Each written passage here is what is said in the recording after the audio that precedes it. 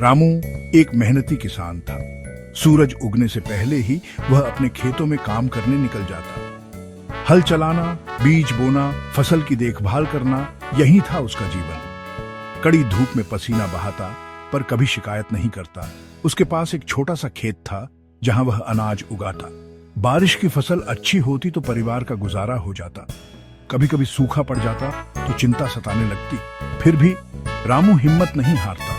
उसे विश्वास था कि मेहनत का फल मीठा होता है। वह ईश्वर को धन्यवाद देता कि उसे खाने को अन्न और रहने को घर मिला है। जीवन सरल था पर संतोष से भरा हुआ। खेत में तरह तरह के जीव जंतु रहते थे। चूहे अनाज चुराने आते तो सांप उन्हें खाने। कभी कभी नेवला भी दिखाई देता जो सांप का शिकार करता। यह प्रकृति का चक्र था।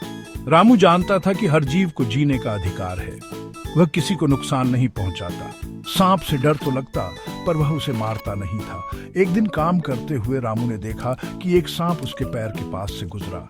वह डर गया पर शांत रहा। सांप ने उसे कोई नुकसान नहीं पहुंचाया और चला गया। उस रात रामू को नींद नहीं आई। सांप का ख्याल मन में बार बार आ रहा था। क्या होगा अगर सांप उसे काट ले? क्या होगा उसके परिवार का? डर के मारे उसका शरीर कांप रहा था। सुबह हुई तो रामू बीमार था। बुखार था, बदन में दर्द था। उसे लगा कि शायद सांप ने उसे काट लिया है। वह डर के मारे और कमजोर हो गया।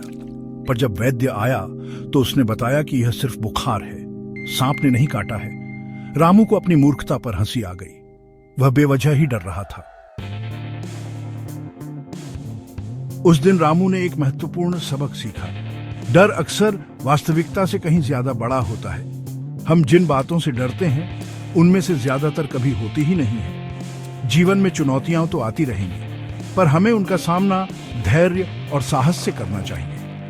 चिंता करने से कोई समस्या हल नहीं होती बल्कि मन की शांति भंग होती है। रामू ने निश्चय किया कि वह अब से डर को अपने ऊपर हावी नहीं होने देगा। वह मेहनत करता रहेगा और अपना जीवन खुशी से बिताएगा, क्योंकि सच्ची खुशी मन की शांति में ही निहित है।